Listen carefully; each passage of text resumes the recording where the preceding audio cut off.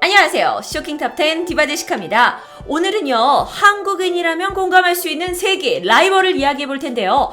예를 들어서 HOT 제키? 연대고대. 그거 말고 김치찌개랑 된장찌개, 짜장면, 짬뽕. 이거보다 조금 더 레벨을 한번 높여볼게요. 10위를 공개합니다. 여러분 혹시 술집 가셨을 때 여기 소주 한 병 주세요. 그때 돌아오는 바로 이 말. 참으시려 처음처럼요.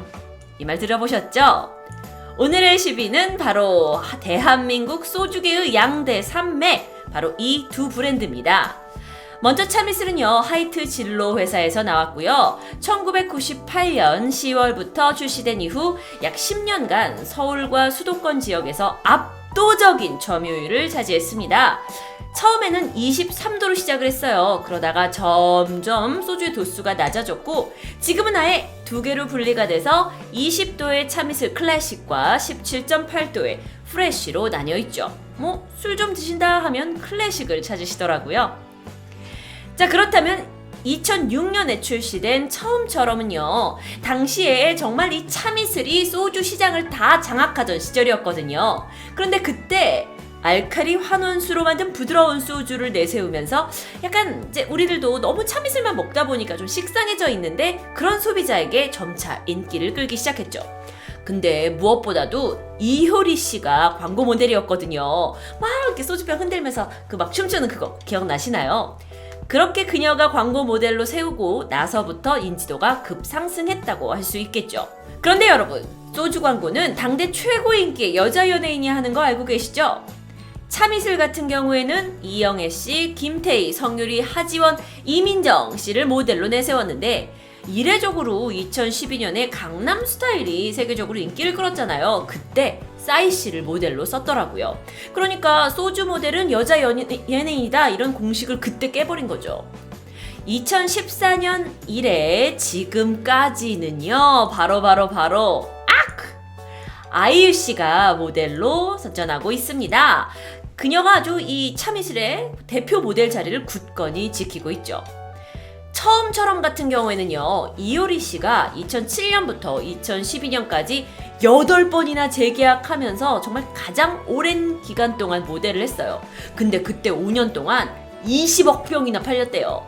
그러면서 시장 점유율이 완전 다 참이슬 판이었는데 처음처럼이 11%에서 15%까지 상승했다고 합니다. 그러니까 이효리 씨 덕을 톡톡히 본 거죠.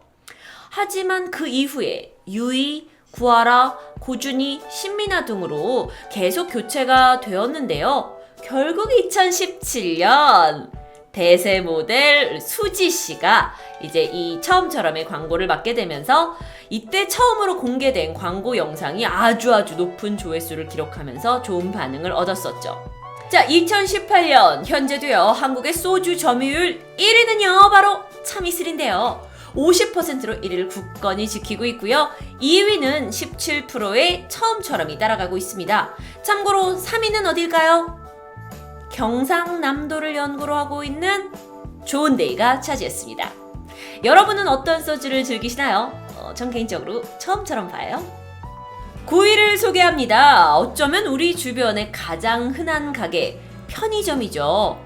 물론 세븐일레븐이나 미니스톱도 볼 수 있겠지만 투톱이라고 할 수 있는 CU와 GS. 근데 둘 중에 누가 더 매장이 많을까요?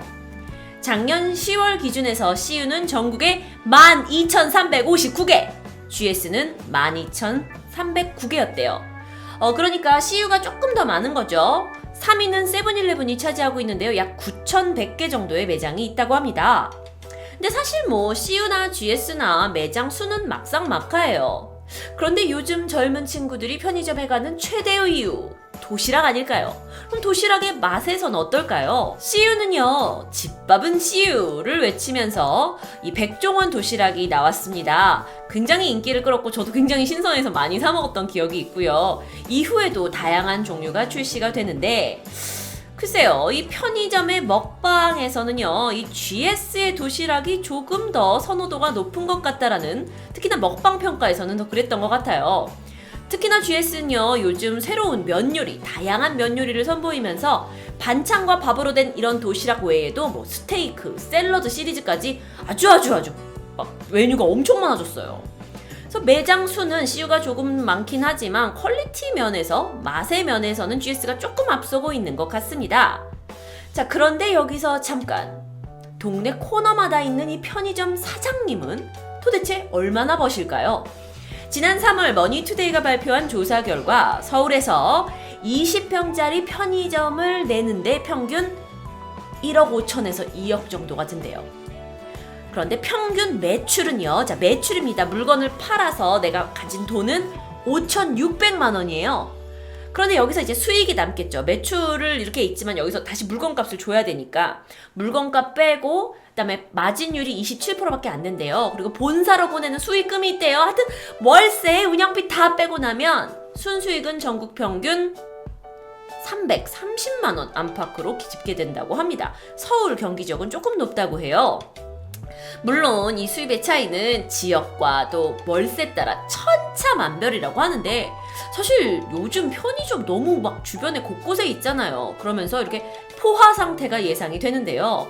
그렇다고 하더라도 워낙 편의점 같은 경우에는 사업 자금이 좀 적게 들고 일반인들도 쉽게 진입할 수 있는 창업 아이템으로 각광받고 있다고 합니다. 자, 8위를 소개해봅니다. 동네 어딜 가나 찾을 수 있는 바로 빵집! 파리바게트와 뚜레쥬르가 있죠. 물론 둘을 단순히 비교하자면 파리바게트는 전국에 3,000여 개가 넘는 매장 수를 가지고 있고요.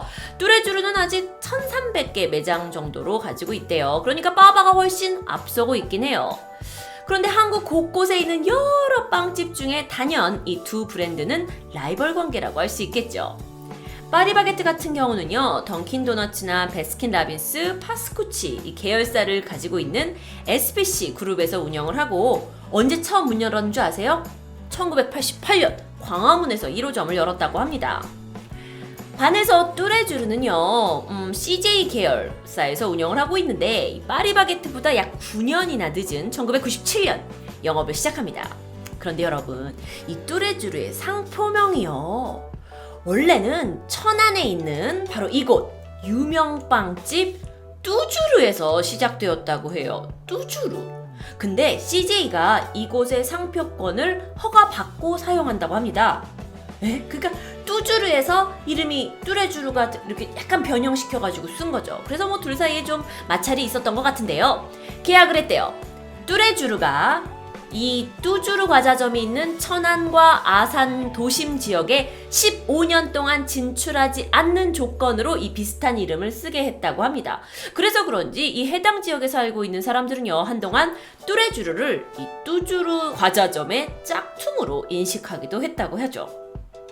파리바게트 같은 경우는요, 지난 몇 년 동안 단순 빵집이 아니라 이제 카페 개념으로 점점 발전하고 있잖아요. 그러다 보니까 동네에 파리바게트가 생기면 인근 카페의 사장님들이 굉장히 경쟁의 대상이 된다고 합니다.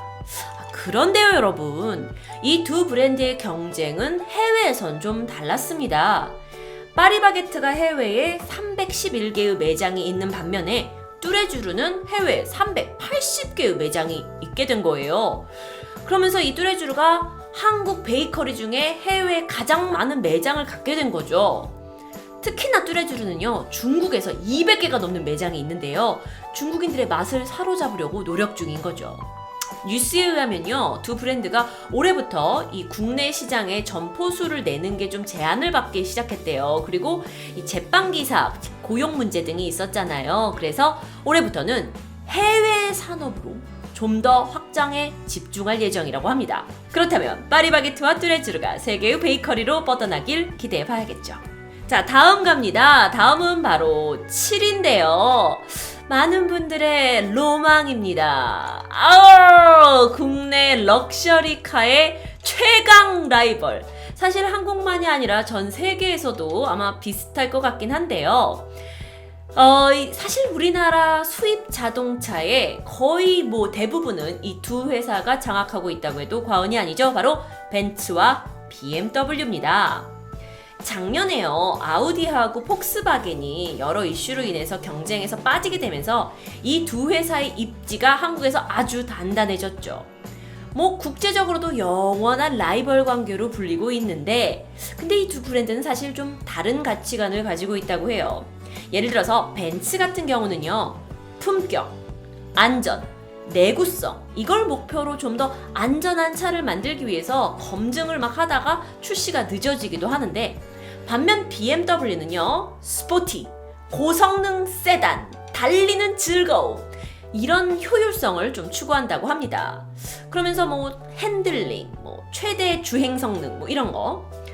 그래서 이렇게 다른 가치관을 가지고 있다 보니 소비자 경향도 좀 달라요. 예를 들어서 벤츠는 품격과 안전을 좀 더 우선시하는 40대 이상의 성공한 사람들이 많이 선택을 하고요. BMW는 상대적으로 좀 도전적이고 역동적인 드라이빙을 즐기는 그런 젊은 층이 더 선호하는 경향이 있다고 합니다. 아, 여기서 전 아닌데요? 전 아닌데요 하지 마시고요. 요거는 전 세계 평균적인 부분을 이제 브랜드 분석에서 낸 거니까요. 너무 태클은 사양할게요. 자, 그런데 이 두 브랜드에서 가장 경쟁적인 차가 있습니다. 바로 뭐냐면 벤츠의 E클래스와 BMW의 5 시리즈예요. 이게 약간 같은 이제 급인데, 이게 선호도나 판매율에서 아주 엎치락 뒤치락 하고 있다고 해요. 그런데 그러다가 벤츠가 지난해 6월에 신형 E클래스 이제 디자인은 모델을 출시하고 월별 판매는 벤츠가 조금 더 앞서고 있다고 합니다. 중고 시장에 가봤을 때도요, BMW보다 벤츠가 조금 더 모델이 많은 것 같기도 해요. 그런데 여러분, 이 두 럭셔리 자동차의 경쟁은요, 이 매장에서만 진행되는 게 아닙니다. 영화에서도 종종 볼 수 있어요. 예를 들어서 벤츠가 투자한 영화에는 악당이 BMW를 타고 나오고요. 충돌을 했는데 벤츠는 멀쩡한데 BMW는 막 폐차 직전이고요. 그런데 반대로 BMW가 투자한 영화에는 벤츠가 좀 약한 모습으로 나오게 되는 거죠. 게다가 해외 광고에서는요, 이 두 브랜드가 비일비재하게 서로를 막 슬쩍 까는 그런 디스 광고도 종종 볼 수 있다고 하는데요. 럭셔리 차인 만큼 이 두 회사의 품격 있는 경쟁을 기대해 봅니다. 자, 6위를 소개합니다. 뭐 사실 다 아는 거예요. 네, 국내 사실 점유율 1위 대한항공, 그리고 그 2위를 바짝 추격하고 있는 아시아나인데요.